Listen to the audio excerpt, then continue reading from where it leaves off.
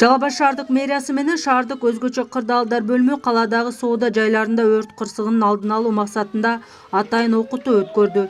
Иш-чаранын жүрүшүндө өрт өчүрүүчү автоунаа Борбордук базардын эки тарабынан кирип, белгиленген жерге 2 мүнөттө жетип келди. Ал эми Нагима Айтматова көчөсү тараптан базарга кире бериш жайда унаа коюуга мүмкүн эмес деген белги турганына карабастан, унаасын токтотуп алган жарандар тоскоолдуктарды жаратты. Жалал Абад шаардык мэриясынын атайын буйругунун негизинде соода жайларында өрт коопсуздугун күчөтүү жана алдын алуу иштери жүргүзүлүүдө.